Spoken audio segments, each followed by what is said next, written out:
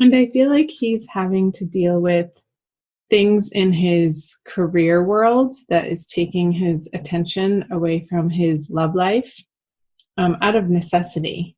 And I feel like he might be a little bit grumpy about that, but he's sort of just putting his head down, putting his um, axe to the grindstone, as they say, and doing what he needs to do to get things done in his financial world. So let's see what's going on the feminine side is the Eight of Wands in reverse. So I feel like the need or the want or the desire to communicate with the masculine coming from the feminine side is halted, because she knows that he wouldn't be receptive right now. And I feel like this swirling energy in her mind of, I could say this, I could say this, I could reach out this way, and I want to share this with him. But there's a stoppage point against you taking that impulse. And that's okay. I suggest that maybe if you really have this strong desire to share certain elements of your life and yourself with the masculine energy, is to utilize a journal for a couple of weeks and utilize that space as your sacred space that you are sharing, sort of like psychically and cosmically on a different dimensional level. See what feminine has in her subconscious is the Ace of Wands in reverse. So not in your immediate experience, but sort of more under the surface. Cancer is this getting this tiredness, like the spark, the inspiration. You're not feeling inspired in your everyday life and you want to come back to it, but you're not quite sure how to reinvigorate the excitement in your life. It's almost like disappointments have taken the reign of the day. And it's like, is it ever going to get better or different or change or move forward? And I'm picking up with the Ace of Wands in reverse a sense of not complete despair or hopelessness, but just some frustration and questioning. So let's see what the masculine has in his subconscious. The Ten of Wands in reverse. So I feel like this has to do, again, with his the way that he makes money. And I feel like he's needing to reorganize and restructure how he deals with people. And because the way that he's been approaching and handling certain financial situations or on the work front, career, on projects, has been a little sharp. And he's coming to realize that it's not getting him what he wants, and it's not sustainable and like the long view term of how you effectively deal with people by using a sharp tongue and sort of being bossy. Because underneath this, because the reason why he's doing this is because as his internal process, he's feeling frustrated that people, maybe a business partner or somebody that he's working on a project with, isn't pulling their weight. And he wants them to. So it's out of frustration that he's being persnickety and sharp with these people. Let's see what's in his conscious. The Five of Cups in reverse. So in his conscious experience, and I feel this has to do with his love life and not so much how he's dealing with this work situation over here.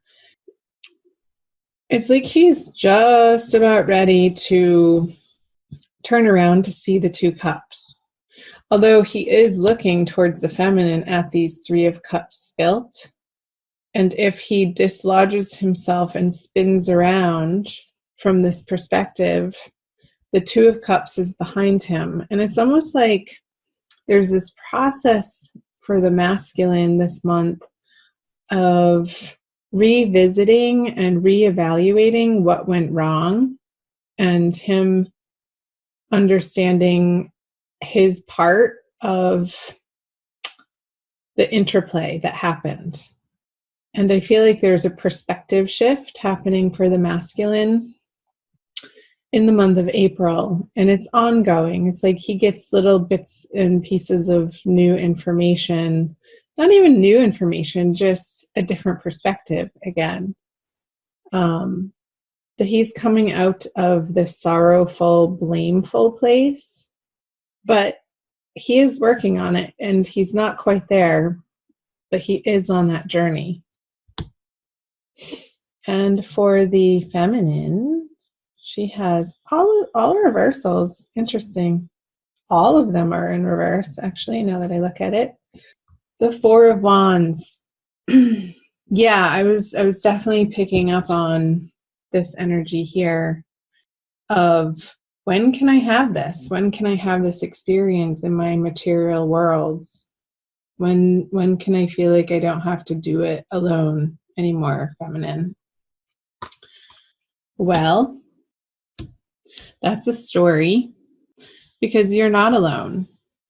You have your divine guidance, you have your angels, you have your guides, and I'm sure you have other people besides this one person, perhaps the masculine, that you're desiring show up in your worlds in a more traditional, structured way. So I encourage you, feminine, to allow yourself to undergo a process this month of reevaluating where you feel like your feet are stuck in the mud, like how the masculine is doing over here, of what your like unexamined ways of looking at relationship are, and how those may be outdated and no longer effective for you to be approaching this situation or this person or your love life from that vantage point. So there's some movement and an internal process, because I feel like it is an internal process since they are all in reverse. For you to come to a deeper, higher understanding of gaining clarity around how your belief system, that's the word, belief system, is affecting this situation, and how it may be preventing you from being able to communicate effectively with the masculine counterpart. Excuse me. Let's flip over what the feminine brings. Lovers in reverse. My gosh, you guys, everything's in reverse. So yeah, I feel like your ideas, your beliefs, based on sort of like cultural conditioning, like the Disney movies and all that bullcrap, like fed your brain and sort of wired your brain to feel like you need this knight in shining armor to swoop in and take care of you and mend your heart and make you feel good about yourself. Like, that's all BS. Because divine love is an internal process, and the divine love relationship is cultivated with the spark within you that is part of the source. And you're never separated from that. So when you feel like you're in this story and you're in this illusion that creates a void or a missingness that you reach outside of yourself to fulfill by another person or a circumstance, or when it gets really uncomfortable, addictions. Because the experience of separateness, the experience of separation from that which we truly are, is painful. And it's that exact pain, Cancer, feminine, that propels you to go seeking for unity again.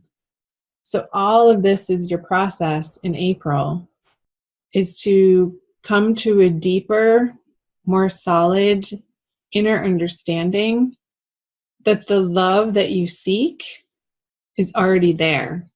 It's already done, and it never went anywhere. It's been there all along. It's just about lifting the veil and understanding that you have that power and empowering yourself to do so. Okay. Wow. Let's see what the masculine brings to the feminine. All of my cards are in reverse. I swear they're not in the deck. We'll see if this one is too. The Divine Mother, a lot of different people are getting this in their Divine Love readings this month for April in reverse. I feel that he's not in a place right now to be able to give to the feminine in the way that she feels that she needs. It's like his attention is being directed elsewhere. And I feel like he's undergoing a similar process, but not on the level that the feminine is. It's like he doesn't want to have to do it all alone either, but he's working out for himself. And it's more on the financial front. It's like when the masculine feels abundant and solid and secure in what he has to provide to the feminine, then there's this charging forward, there's this confidence, there's this wholeness of not feeling incomplete. But when he is feeling incomplete, he doesn't feel like he can approach the feminine with anything to give her. So there's sort of this shutdown of communication and energy into her direction. This is the matriarch card, and it's in reverse. I'll show you the artwork up close, upright. So let's see the outcome card, the conjoining energies. Another reversal. You guys have all reverse cards. Your oracle card won't be in reverse. 5 of Swords in reverse.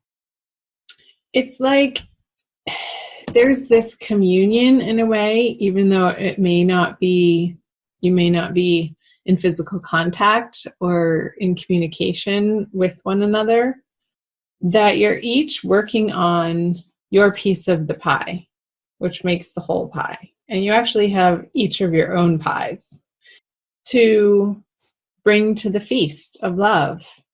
And you're starting to understand that the way that you've been approaching this situation hasn't gotten you the results that you're ultimately after. Like guilting somebody or shaming somebody or manipulating somebody or trying to blame somebody is not allowing you to experience this card and this card for both of you. And this card, let's pull them all up. These energies upright. So there's this examination and some inner work, like this deep inner work. It just got like plumbing the depths of your shadow side, Cancer, of really coming to understand that some of your past actions and some of your past communications was really coming from a place of hurt and fear.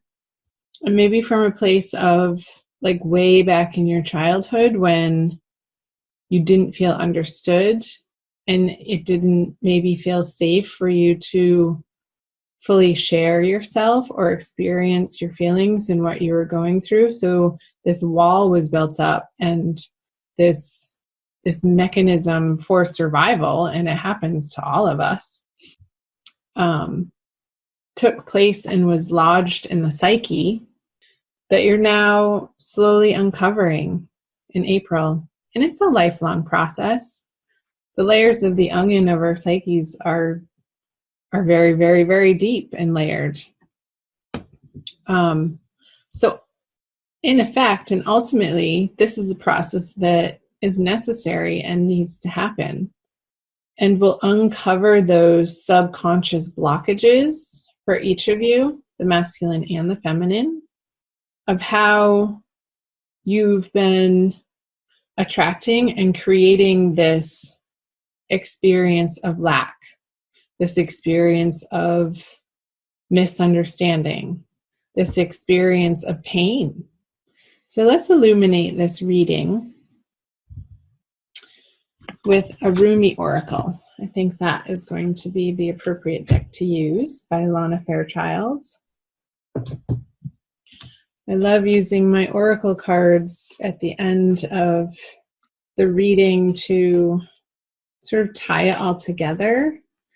And they always do. It always amazes me how accurate and resonant the Oracle is for the energies that I was picking up through the wisdom of the tarot for you guys. Wow, that's intense. Sacred convergence. It reminds me of how colorful this Lover's card is. I see a lot of similarities just in the feeling of the card. So it's number 11, the twin flame number. I will read to you from the book. Just have to find it. Roaming about town, the master was holding a light, saying, I am weary of the demons and the beasts. A human is what I am longing for. The human cannot be found. We have searched. What cannot be found is what I am longing for. Although poor and needy, I will not accept small pieces of ruby. The mine of the finest rubies is what I am longing for. One hand holding a cup of wine, and the other the curls of the beloved. A dance like this, in the middle of the circle, is what I am looking for. Rumi. How I have longed for you, my very own. Look no further, for the family beyond your family, the relationship beyond all other relationships, the great love that unveils all other loves to be mere reflections of the one great and true love, is here for you now. It is I who has sought you through the stirrings of your own heart. Yes, 'twas I, hidden beneath every secret, yearning for something more, something full, something special, something all-encompassing. Behind every yearning, always, I have hidden. Now I show myself to you, that you may become so filled with the same passionate devotion that I hold for you, that your mind will fall away, overwhelmed by the sheer intensity of love, tossed into an ocean of silent, unending bliss. Come to me. We are to be one now, in sacred convergence of silent, eternal passion. Wasn't I saying that? I feel like this message is for the feminine, like uncovering this yearning of the lack that we feel when we're not in unity. Alana Fairchild's interpretation of this card is just that. Like the yearning is there and it's supposed to be there. It's supposed to be there to create this feeling of desire to reunite with our beloved. And when you allow that to happen for yourself and be encompassed by this unexplainable self-love, then all of these misunderstandings and the guilt and the shame, the arguments, they no longer resonate in your vibration because you're holding such a higher vibration of the sacred convergence. It's so beautiful. I love the two circles in the artwork.